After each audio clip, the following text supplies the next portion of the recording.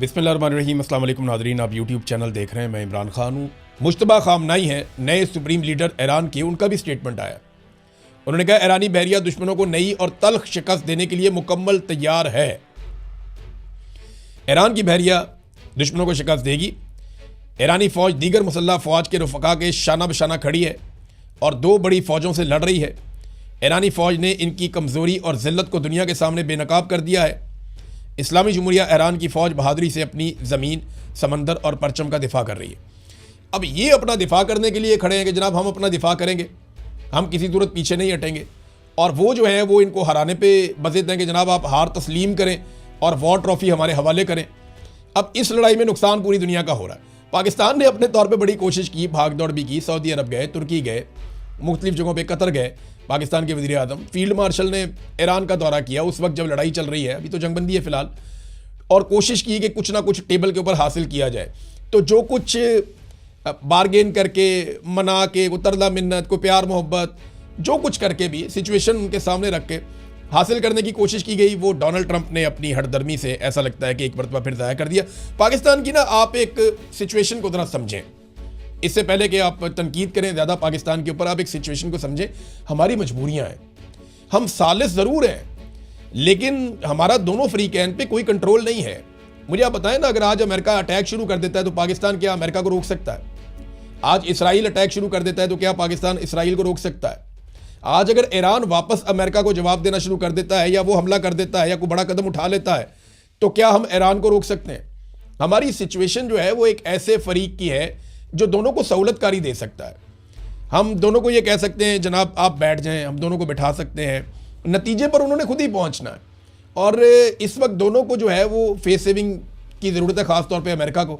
अब अमेरिका जिस तरह की फेस सेविंग चाहता है, या डोनाल्ड ट्रंप को जिस तरह की फेस सेविंग चाहिए, वो अगर ईरान देता है तो ईरान के लिए वो एक बहुत बड़ी प्रॉब्लम है, क्योंकि उन्होंने अपना सुप्रीम लीडर आयतुल्लाह अली खामनाई शहीद करवाया, उन्होंने अपना आर्मी चीफ, उन्होंने अपने बहुत सारे साइंटिस्ट, उन्होंने अपने बहुत सारे सियासतदान, अली लारजानी आपके सामने कितना मकबूल आदमी था ईरान के अंदर, ये सारे उन्होंने शहीद करवाए।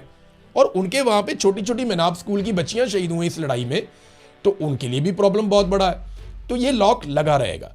यहाँ पे ना डोनाल्ड ट्रंप को कुछ थोड़ी सी लचक दिखानी पड़ेगी, लेकिन आपको ना नियतों पे भी नज़र रखनी पड़ती है ऐसे माहौल में, क्योंकि रशिया ने एक वार्निंग जारी की है। मॉस्को ने खबरदार किया। किस चीज़ से खबरदार किया ये ज़रा आप देख लें। मॉस्को ने तेहरान को खबरदार किया, यानी अमेरिका के हवाले से ईरान को मॉस्को ने या रशिया ने उन्होंने खबरदार कर दिया। रशिया ने ईरान को बताया कि अमेरिका की मुमकिना फौजी हिकमत अमली से मुतालिक एक और वार्निंग जारी कर दी उन्होंने।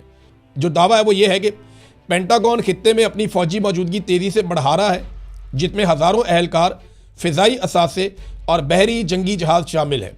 इस खित्ते के अंदर अमेरिका लगातार अपनी फौजी ताकत को बढ़ाता चला जा रहा है।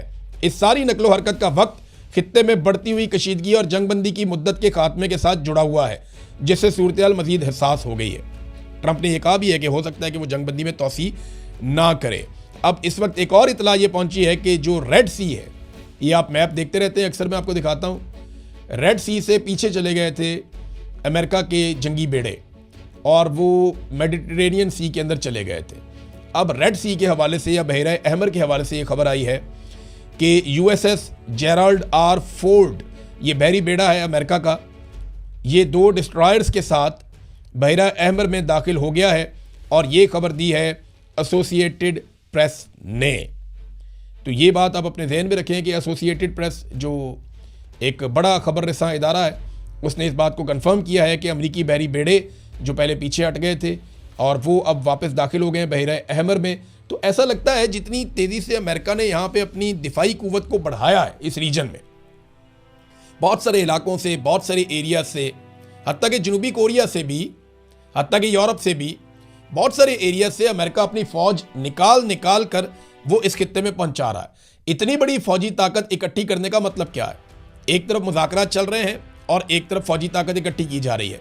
इसके 2 मकासद हो सकते हैं। नंबर 1, मुज़ाकरात में ईरान से बेहतर डील करने के लिए ईरान पे दबाव डाला जाए कि देखो हमारी कितनी बड़ी फौजी ताकत पहुंच गई है, अब हम बमबारी करेंगे, नहीं तो हमारी बात मान लो, ताकि एक बेहतर डील हो सके और अच्छी फेस सेविंग मिले डोनाल्ड ट्रंप को।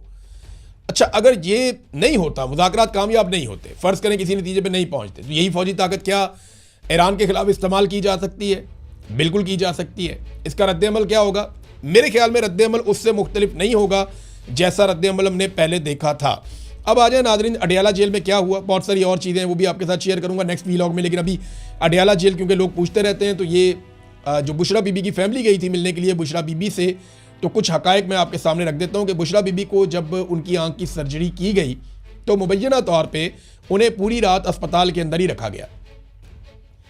बुशरा बीबी की फैमिली सुबह 8:30 बजे जेल पहुंच गई थी, क्योंकि 9 बजे उन्हें कहा था आपकी मुलाकात करवाई जाएगी, और वो 12 बजे के करीब उनकी मुलाकात होती है।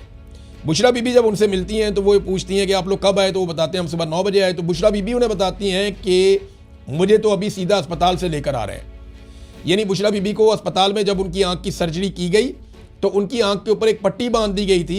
ये वहाँ से भी एक शख्स ने कंफर्म किया है कि मैंने देखा कि बुशरा बीबी की आंख पे पट्टी बंधी हुई है। तो उनकी आंख पे पट्टी बांधी गई, फिर बाद में पट्टी खोल दी गई और उन्हें वो एक काला चश्मा लगाया गया, और काला चश्मा उन्होंने पहना हुआ था उस मुलाकात के अंदर।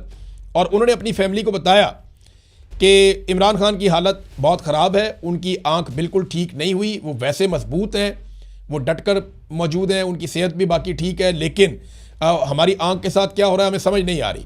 और बुशरा बीबी ने कहा कि मैं 10 दिन से शदीद दर्द का, मैं बार बार उन्हें कह रही थी कि मुझे शदीद दर्द हो रहा है, 10 दिन तक मैं उन्हें कहती रही, लेकिन उन्होंने तवज्जो नहीं दी। फिर एक सीनियर डॉक्टर आया, उसने मुझे देखा और फौरी तौर पे उसने वहाँ मौजूद डॉक्टरों को कहा कि इनको अस्पताल शिफ्ट करके ऑपरेशन करना पड़ेगा, इनकी आंख ज़ाया होने का ख़तरा हो गया है। और फिर उसके बाद बुशरा बीबी को अस्पताल ले जाया गया, फौरी तौर पे उनकी आंख की सर्जरी की गई। और वो ये बता रही हैं कि हम बहुत तकलीफ़ में हमें रखा गया है, कैद तन्हाई में रखा गया है, हमें बहुत अजियत दी जा रही है, लेकिन हम सब्र कर रहे हैं, ये बुशरा बीबी ने कहा। अब बुशरा बीबी के हवाले से जो है वो एक और कोशिश की जा रही है। उनके वकला ने उनकी मेडिकल ग्राउंड जो अभी सूरत पैदा हो गई है एक एमरजेंसी जैसी, इस बुनियाद पर भी जो 190 मिलियन पाउंड केस है उसमें बुशरा बीबी की ज़मानत के लिए दरख्वास्त दे दी है, और वो कोशिश कर रहे हैं कि उन्हें किसी तरह से बाहर निकाला जाए और वो अपने घर जाके वहाँ पे आराम करें।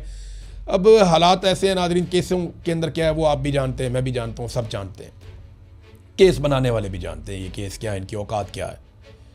और ये उस तरह केस तो नहीं है कि कोई मनी लॉन्ड्रिंग कर रहा है, ये उस तरह केस भी नहीं है कि किसी ने कौमी ख़जाने के ऊपर डाका डाल दिया है, ये उस तरह केस भी नहीं है जिस तरह आप चपड़ासियों के अकाउंटों के अंदर से अरबों रुपए निकल रहे थे। यहाँ ऐसी कोई चीज़ नहीं है, यहाँ आपको कोई लंदन फ्लैट्स नहीं मिल रहे हैं, यहाँ कोई आपको मेफेयर के अपार्टमेंट्स नहीं मिल रहे हैं।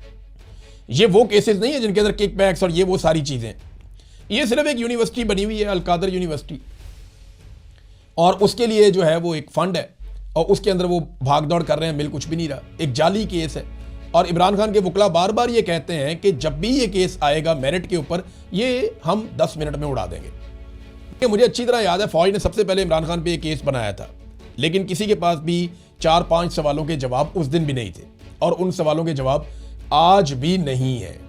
तो केस तो फारिग है, लेकिन हम सब ये जानते हैं कि जब मिलिट्री एस्टेब्लिशमेंट फैसला करती है किसी को अंदर डालने का, तो वो ऐसे ही करते हैं, केस हो या ना हो वो बंदा अंदर डाल देते हैं। अब तो ख़वातीन के ऊपर भी जुल्म कर रहे हैं और लगातार कर रहे हैं। अब तक के लिए इतने, अपना ख्याल रखिएगा, अपने इस चैनल का भी। अल्लाह हाफ़िज़।